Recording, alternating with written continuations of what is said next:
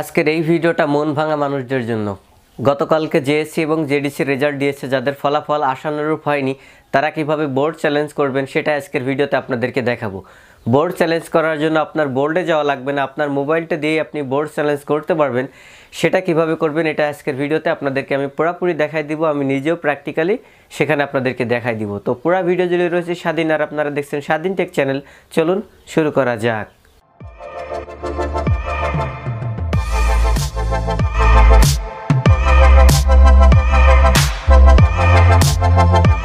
Board challenge করতে হলে প্রথমত আপনার যে জিনিসটা লাগবে সেটা হলো আপনার ভিতরে কনফিডেন্স থাকা লাগবে। কারণ আপনার ভিতরে যদি কনফিডেন্স না থাকে তাইলে কিন্তু আপনার বোর্ড চ্যালেঞ্জ করে কোনো লাভ হবে না।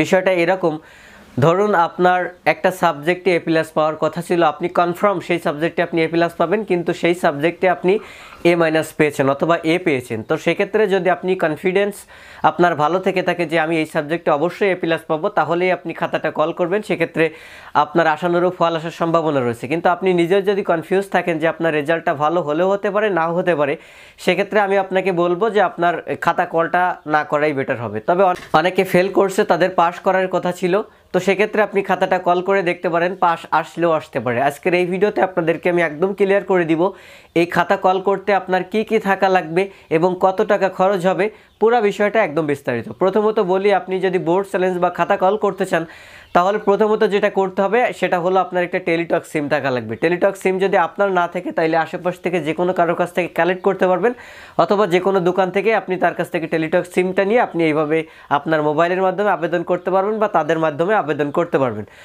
আবেদনের সময়সীমা হলো 1 জানুয়ারি থেকে 7 জানুয়ারি পর্যন্ত, অর্থাৎ এই আজকে থেকে শুরু করে 7 দিনের ভিতরে আপনি আবেদন করতে পারবেন, খাতা কল করতে পারবেন। আপনার 7 তারিখ রাত 11:59 আগ পর্যন্ত আপনি খাতা কল করতে পারবেন বা বোর্ড চ্যালেঞ্জ করতে পারবেন। প্রত্যেকটা সাবজেক্টের জন্য আপনার 125 টাকা করে ফি ধার্য করা হবে। যদি আপনি 2টা সাবজেক্ট করেন তাহলে 250 টাকা কাটবে, অর্থাৎ প্রত্যেকটা সাবজেক্টের জন্য আপনি 125 টাকা হারে আপনার কাছ থেকে টাকা কেটে নেবে, এবং আপনি একটা মেসেজের মাধ্যমে আপনি অনেকগুলো সাবজেক্টের খাতা কল করতে পারবেন, এবং একটা টেলিটক সিম দিয়ে আপনি অনেকগুলো খাতা কল করতে পারবেন বা অনেকের জন্য খাতা কল করে দিতে পারবেন বা বোর্ড চ্যালেঞ্জ করতে পারবেন। এবার আপনাদেরকে বিস্তারিত দেখাবো খাতা কল আপনি কিভাবে করবেন। মেসেজের মাধ্যমে আপনি এই খাতা কলটা করতে পারবেন, অর্থাৎ যদি আপনার বাটন মোবাইলে হয়ে থাকে তবুও আপনি এই বোর্ড চ্যালেঞ্জ করতে পারবেন। সেটা কিভাবে করবেন এখন আপনাদেরকে আমি একদম বিস্তারিত দেখাই দিচ্ছি, সরাসরি মেসেজ অপশানে গিয়ে। দেখুন, আমাদের খাতা কল করতে হলে যেটা করতে হবে, প্রথমত মেসেজ অপশানে যাইতে হবে। যাওয়ার পরে লিখতে হবে RSC স্পেস আপনার বোর্ডের নামের প্রথম 3 অক্ষর স্পেস রোল নাম্বার স্পেস বিষয় কোড, এটা লিখে আপনাকে মেসেজ করতে হবে 16222 এই নাম্বারে। তো মেসেজের টাইপটা ঠিক এরকম হবে, RSC স্পেস যদি আপনার বোর্ডের নাম যশোর হয় তাহলে JES স্পেস আপনার রোল নাম্বার স্পেস আপনার সাবজেক্ট কোড দিয়ে পাঠিয়ে দিবেন 16322 নাম্বারে। আমি বিষয়টা ক্লিয়ার করার জন্য সরাসরি আমার মেসেজ অপশানে চলে যাচ্ছি। এখান থেকে প্লাস মেসেজে ক্লিক করে দিলাম, দেওয়ার পর নিচে এখানে টেক্সট মেসেজে চলে আসলাম। এইবার আমাকে প্রথমে লিখতে হবে বড় হাতের RSC দিয়ে এখানে স্পেস দিতে হবে, অর্থাৎ একটু ফাঁকা দিতে হবে। তারপর এখানে আপনার বোর্ডের প্রথম 3 অক্ষর দিতে হবে। যদি আপনি মাদ্রাসা বোর্ড থেকে পরীক্ষা দিয়ে থাকেন, আপনি পুনরায় সেখানে যদি বোর্ড চ্যালেঞ্জ করতে চান, এবং যদি আপনি স্কুল থেকে করতে চান তাহলে তো আপনার অনেকগুলো বোর্ড রয়েছে, আপনার নির্দিষ্ট বোর্ড আপনি জানেন, যশোর বোর্ড, ঢাকা বোর্ড বা অন্যান্য বোর্ড রয়েছে। কিন্তু মাদ্রাসা থেকে যদি দেন তাহলে মাদ্রাসায় হলো আপনার বোর্ড, সেক্ষেত্রে আপনি MAD দিবেন। আর যদি আপনি স্কুল থেকে দেন তাহলে ঢাকা বোর্ড হলে DHA, যদি যশোর বোর্ড হয় তাহলে JES। এইভাবে আপনার বোর্ডের প্রথম 3 অক্ষর এখানে দিবেন। আমি এক্সাম্পল হিসেবে এখান থেকে দিচ্ছি JES অর্থাৎ যশোর বোর্ড, দিয়ে স্পেস দিতে হবে। দেওয়ার পরে এখানে আপনার রোল নাম্বারটা দিতে হবে। তো এইখানে আমার রোল নাম্বারটা দিয়ে দিচ্ছি। এক্সাম্পল হিসেবে আমি একটা রোল নাম্বার এখানে দিলাম। রোল নাম্বার দেওয়ার পরে আপনার রোল নাম্বারটা এখানে দিবেন, তারপরে এখানে আবার একটা স্পেস দিবেন। স্পেস দেওয়ার পরে এবার আপনার সাবজেক্ট কোডটা দিবেন। আপনি যে সাবজেক্টের খাতা কল করতে চাচ্ছেন ওই সাবজেক্টের একটা সাবজেক্ট কোড রয়েছে আপনার অ্যাডমিট কার্ডে, আপনি ওইটা দেখতে পারবেন। আপনার ওই অ্যাডমিট কার্ডে প্রত্যেকটা সাবজেক্টের পাশে সাবজেক্ট কোডটা রয়েছে, সেই সাবজেক্ট কোডটা এখন আপনাকে দিতে হবে। ধরুন আমার সাবজেক্ট কোড 101। এবার আমি এখানে আমার মেসেজটা লিখলাম, কিভাবে লিখলাম সেটা আপনাদেরকে আরেকটু ক্লিয়ার করে দিই। প্রথমে দেখতে পাচ্ছেন এখানে লিখছি RSC স্পেস এখানে বোর্ডের প্রথম 3 অক্ষর স্পেস এখানে আপনার রোল নাম্বার স্পেস এখানে আপনার সাবজেক্ট কোড যদি আপনি একই মেসেজে অনেকগুলো সাবজেক্টের খাতা কল করতে চান, তাহলে সেক্ষেত্রে আপনাকে যেটা করতে হবে, প্রথম যে সাবজেক্ট কোডটা আপনি দিয়েছেন দেওয়ার পরে একটা কমা দিবেন। কমা দেওয়ার পরে আপনি পরের সাবজেক্টের কোডটা এখানে দিয়ে দিবেন। যদি আপনি আরও বেশি সাবজেক্ট এখান থেকে খাতা কল করতে চান, তাহলে আবারও একটা কমা দিবেন, দিয়ে সেই সাবজেক্টের কোডটা এখানে দিয়ে দিবেন। এইভাবে আপনি অনেকগুলো সাবজেক্ট একসাথে খাতা কল করতে পারবেন, অথবা আপনি চাইলে একটা সাবজেক্টের খাতা কল করতে পারবেন। একটা সাবজেক্টের খাতা কল করলে শুধুমাত্র রোল নাম্বার দিয়ে স্পেস দিয়ে সাবজেক্টের কোডটা দিলে হয়ে যাবে। এইবার আপনাকে মেসেজটা পাঠাইতে হবে, উপরে দেখতে পাচ্ছেন 2, এখান থেকে 163.2-তে পাঠাইতে হবে। দেখতে পাচ্ছেন 163.2-তে আমাদের এই মেসেজটা যাবে, এবং নিচে যেভাবে মেসেজটা লিখছে এইভাবে মেসেজ লেখার পরে এইখান থেকে আপনি মেসেজটা সেন্ড করে দিবেন। মেসেজ সেন্ড করার পরে আপনাকে যেটা করতে হবে, মেসেজ সেন্ড করার পরে দেখুন এইখানে আপনাকে নতুন করে আর একটা মেসেজ দিবে। সেই মেসেজে আপনার কত টাকা কেটে নিবে সেইটা ওখানে বলে দিবে, প্লাস আপনাকে একটা পিন নাম্বার দিবে।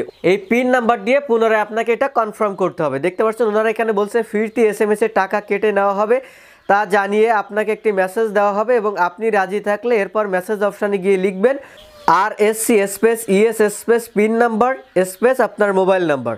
তো ধরুন আপনাকে একটা পিন নাম্বার দিয়েছে, এই মেসেজটা পাঠানোর পরে আপনাকে একটা পিন নাম্বার দিয়েছে। এইবার আপনি কি করবেন, এবার আপনি মেসেজ অপশানে আসবেন, আসার পরে এখানে আবার লিখবেন RSC স্পেস YES, অর্থাৎ আমি এটা করতে চাচ্ছি, ইএস লিখে স্পেস দিবেন। স্পেস দেওয়ার পরে আপনাকে যে পিন নাম্বারটা দিয়েছে ফিরতি মেসেজে, সেই পিন নাম্বারটা আপনাকে এখানে দিতে হবে। ধরুন এক্সাম্পল হিসেবে আমার পিন নাম্বার দিয়েছে 12345, পিন নাম্বার দিয়ে দিলাম। দিয়ে দেওয়ার পরে একটা স্পেস দিয়ে দেবো। স্পেস দিয়ে দেওয়ার পরে এখানে আপনার একটা ফোন নাম্বার দিতে হবে, যে কোনো প্রয়োজনে ওনারা যেন আপনার সাথে কন্ট্যাক্ট করতে পারে, এখানে আপনাকে সেই নাম্বারটা দিতে হবে। ধরুন আমি এখানে আমার নাম্বারটা দিয়ে দিলাম। এইবার এই নাম্বারটা দিয়ে আমি এখান থেকে মেসেজটা সেন্ড করে দিলেই আমার খাতা কল হয়ে যাবে। ওনারা পরবর্তীতে আপনাকে একটা কনফার্মেশন মেসেজ পাঠাবে যে আপনার আবেদনটা সঠিকভাবে করা হয়েছে, খাতা কলটা আপনি সঠিকভাবে করতে পেরেছেন। এইভাবে মূলত আপনি খাতা কল করবেন। এবার বিষয়টা আমি আপনাদেরকে শর্টে খাটে আর একটু ক্লিয়ার করে দিই। প্রথমত আপনার একটা টেলিটক সিম দিয়ে অবশ্যই আবেদন করা লাগবে, সেটা আপনি যার সিম দিয়েই করেন না কেন। দ্বিতীয়ত আপনি একসাথে অনেকগুলো সাবজেক্টের আবেদন করতে পারবেন মেসেজের মাধ্যমে, সেক্ষেত্রে আপনার বোর্ডে যাওয়ার কোনো প্রয়োজন নাই। তৃতীয়ত আপনার প্রত্যেকটা সাবজেক্টের জন্য 125 টাকা করে কেটে নিবে। আপনি যতগুলো সাবজেক্ট করবেন 125 টাকা হারে আপনার কাছ থেকে ব্যালেন্স কেটে নিবে।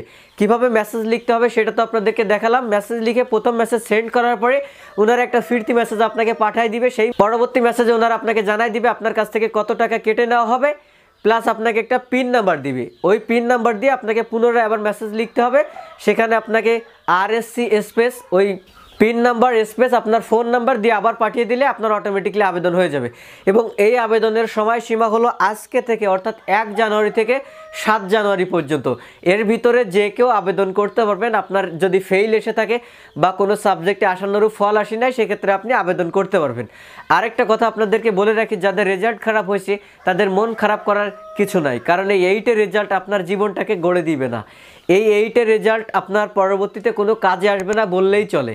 আপনি সামনে SSC এক্সামটা ভালোভাবে দেন, সেখানে একটা ভালো রেজাল্ট করেন, তাই মন খারাপ করার কোনো কারণ নাই। ভেঙে পড়বেন না, আরও বেশি চেষ্টা করুন। মনের ভিতরে একটা জিদ তৈরি করে ভালো করে লেখাপড়া করে আপনি SSCতে ভালো একটা রেজাল্ট করে সবাইকে দেখিয়ে দিবেন। তো আশা করি আজকের এই ভিডিওটা দেখার পর থেকে একদম ক্লিয়ার হয়ে গেছেন যে কিভাবে খাতা কল করতে হয় বা আপনি বোর্ড চ্যালেঞ্জ করবেন। পুরো ভিডিও জুড়ে ছিলাম স্বাধীন। আজকের এই ভিডিওটা ভালো লাগলে ভিডিওতে একটা লাইক দিবেন, কমেন্ট করে জানাতে পারেন কেমন লাগলো, অথবা এই বিষয়টা সম্পর্কে যদি আরও বেশি বিস্তারিত জানতে চান, ভিডিও ডেসক্রিপশন বক্সে আমাদের ফেসবুক পেজের লিঙ্ক দেওয়া থাকবে, সেখানে আমি এই পোস্টটা সম্পূর্ণ আকারে এখানে দিয়ে দিব। আপনারা চাইলে ওখানে গিয়ে একদম ক্লিয়ার হয়ে যেতে পারেন। এই ভিডিওটা অবশ্যই আপনার ফ্রেন্ডে দেখার সুযোগ করে দিবেন, কারণ অনেকেই খাতা কল করতে চাইবে, তাই অবশ্যই ভিডিওটা শেয়ার করে দিবেন। আর এরকম আরও ভিডিও পাওয়ার জন্য আমাদের চ্যানেলটা সাবস্ক্রাইব করবেন, আর পাশের বেল আইকনে ক্লিক করে দিতে একদমই ভুলবেন না। পরবর্তী ভিডিও দেখার আমন্ত্রণ রইল। আজকের মতো এখানেই, আল্লাহ হাফেজ।